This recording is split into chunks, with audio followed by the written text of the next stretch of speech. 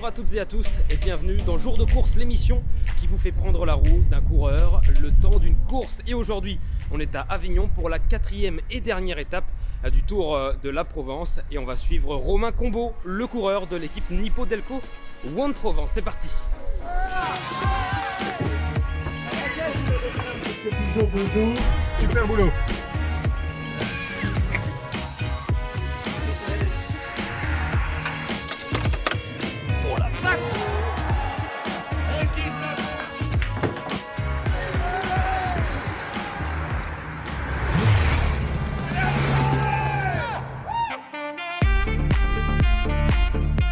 Bonjour Romain, bon, heureux de te retrouver sur les routes du Tour de la Provence. Comment s'est passée ta rentrée là, ta rentrée des classes? Ouais, plutôt pas mal. Après la Marseillaise, de bonnes sensations. Voilà, le premier jour devant. Après, on a été à l'attaque toute l'équipe le deuxième jour où on s'est vraiment bien montré. On a fait un beau final, toute l'équipe. Et voilà, maintenant, hier, on a fait notre montée au Chalet Reynard. Hein. Voilà, on est à notre place, on est à notre niveau. Il y a un gros le plateau sur ce Tour de la Provence. Donc voilà, dernière étape, on va jeter nos dernières cartes. On n'a rien à perdre et ça devrait bien se passer. Ouais. Tu repars à l'attaque aujourd'hui? Bah on va voir, hein, ça va être très décousu aujourd'hui, donc on va voir comment se déroule la course et on va essayer de recréer du mouvement. Hop, bah on te suit, c'est parti.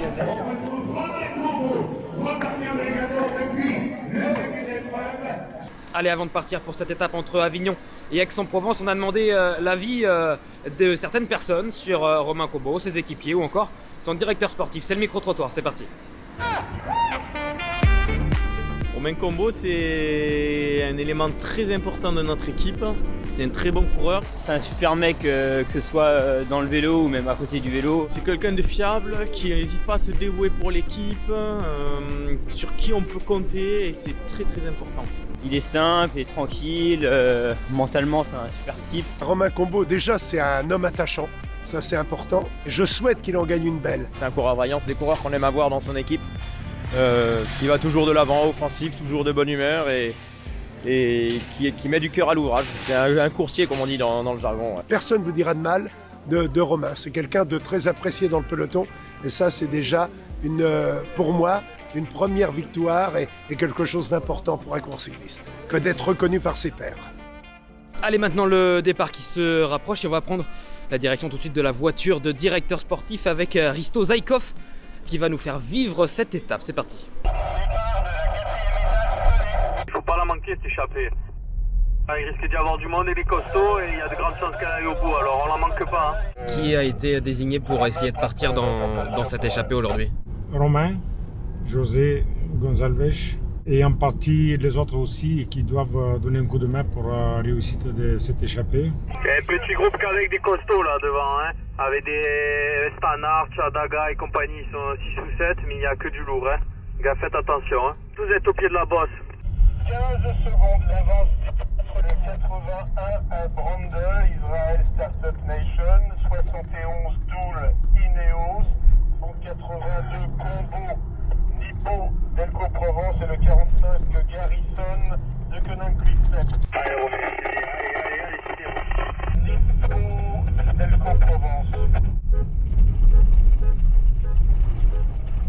Le temps qui entretient maintenant une bonne allure de croisière, l'influence des coureurs d'Arkea Samsic. On a fait que 60 bornes, s'il stabilise l'écart là comme ça à 3 minutes 30, c'est intéressant que vous leviez un peu le pied pour récupérer. De toute façon, chaque coup, il y a un espoir d'aller au bout. Vu qu'il y a de nombreux sprinters, ils seront en difficulté à 20 km de l'arrivée avec la dernière bosse. Il ne va pas avoir tout le monde qui va prendre des risques à se mettre à rouler. Donc il y aura peut-être 2 ou 3 équipes de sprinteurs maximum qui vont se mettre à rouler. Toutes ces choses-là font que ça donne un petit peu plus de chance à l'échapper. Pour le moment, Romain il est bien. On va faire le point un petit peu plus tard avec lui pour savoir plus. Les brandelles, tout ça, il faut les sortir avant. Hein. Ah ben c'est sûr, c'est sûr. T'inquiète, je m'occupe. 4 minutes 40. Il reste 39 km. Allez, ça peut aller au bout là. Mange, bois.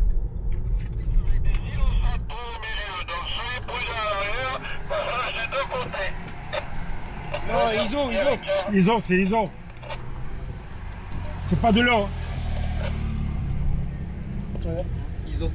Dernier écart 4 minutes 30 secondes, alors que c'est bien l'équipe Education First qui conduit maintenant le peloton à vive allure. Education First en tête du peloton. Tu veux du gel? Romain, tu veux du gel? Tiens.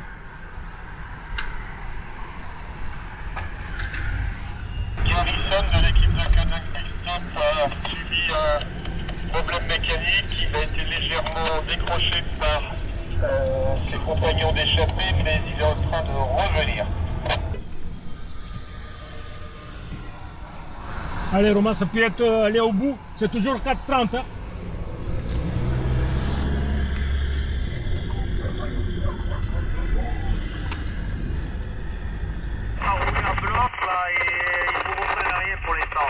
Après, vous allez monter à l'autre bosse qui est avec les routes larges avant de plonger vers la montée de la Cride. C'est le meilleur grimpeur à ton avis dans le groupe de 4 là, Romain? Bah, sur le papier, je pense que c'est celui qui À grimpe 300 le mieux. mètres, tournez à Mais droite. c'est des montées pas longues, donc ça part en force aussi, donc c'est assez costaud les autres coureurs. C'est pas aussi dur que ça, hein, pour que ça sera vraiment pour un grimpeur. Donc en force ça passe aussi cette bosse. Donc c'est les types de coureurs qui peuvent le passer. Allez. L'écart diminue progressivement, 3 minutes. 25 km pour les hommes de tête. Attaque la dernière difficulté, la côte de la Cride. L'écart, 1 minute 40 secondes. 1 minute 40. 1 minute 20, allez mon petit, allez. 1 minute. Il attaque. 1 km du sommet, 1 km, allez, tu t'accroches. Allez, insiste. Allez mon petit, allez, c'est bien ce que tu fais. Allez, jusqu'au bout. 1 minute, allez. T'arraches jusqu'au bout du plateau, après tu vas reprendre de la vitesse. Allez, c'est bien ce que tu fais, allez. Il va falloir saisir une opportunité à un moment donné pour attaquer de l'OM. Tu as des mecs rapides avec toi, hein. À 4 km de l'arrivée, l'écart 22 secondes. Le peloton au point de mire des échappées, 12 secondes, 2 km. Romain, ne tremble pas, tu es un des moins rapides du groupe, tu les laisses s'affoler. Avec leur couille, il y en a un qui va tout mettre, c'est obligé. Fais faire, de toute façon, si vous arrivez à 4, tu as perdu, donc laisse-les s'affoler. Flamme rouge pour les hommes de tête, flamme rouge. 8 secondes au kilomètre, 8 secondes au kilomètre. Il est parti. 500 mètres, 5 secondes. Allez, tu vas te débrouiller, tu vas aller la chercher celle-là, tu vas aller la chercher, elle est pour toi. Allez mon petit, allez, jusqu'au bout.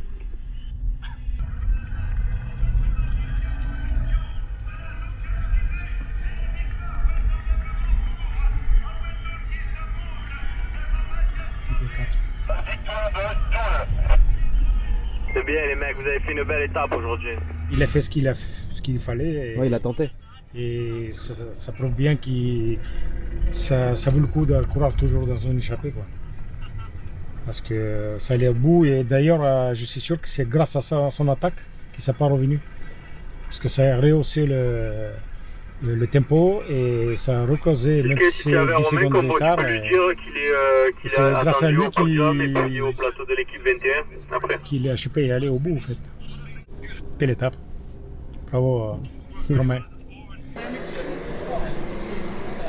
C'est pas passé loin pour Romain Combaud qui termine 4e de cette étape. Il était donc dans la bonne échappée, Romain Combaud avec ses 4 hommes qui ont résisté au retour du peloton. Et c'est finalement Owain Doull du Team Ineos qui s'impose devant Matthias Brendel d'Israel Startup Nation et Jan Garrison de la Deceuninck Quick-Step qui termine 3e. Romain Combaud donc 4e, et Romain Combaud qui a tout tenté pour essayer de se défaire de ces 3 hommes justement pour ne pas arriver au sprint. On l'a vu attaquer dans la dernière ascension, on l'a vu tenter sa chance également dans les rues d'Aix-en-Provence à quelques encablures de la ligne d'arrivée, mais malheureusement ça n'a pas voulu sourire aujourd'hui pour Romain Combaud qu'on va retrouver dans quelques instants pour recueillir ses premières réactions.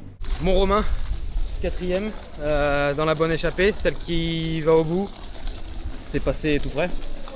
Ouais, c'est passé tout près. Voilà ce que je disais, j'ai aucune déception à avoir, aucun regret. J'ai tout tenté pour gagner aujourd'hui. Je me suis dit faire 3e, 4e. je vais pas dire que ça m'intéresse pas, mais voilà, je veux une victoire, donc j'ai tout tenté.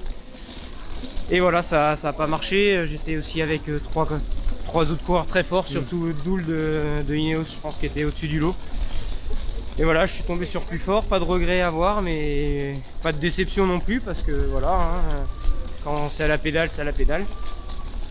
Et puis maintenant, la forme est là, c'est ça aussi qui est bon signe. On fait un très bon Tour de la Provence, l'équipe, on a pesé sur la course et ça c'est une bonne chose. Oui, cette course aussi, ça confirme que tu es en forme en ce début de saison et toi, tu es un coureur qui aime ce début de saison, c'est ça, hein? Oui, c'est une période qui me convient très bien, février-mars, depuis très longtemps, hein, depuis que je suis chez les amateurs, donc voilà. Il faut essayer de performer quand on est dans sa période et actuellement c'est ma période et voilà, maintenant il faut maintenir cette forme pour les courses à venir.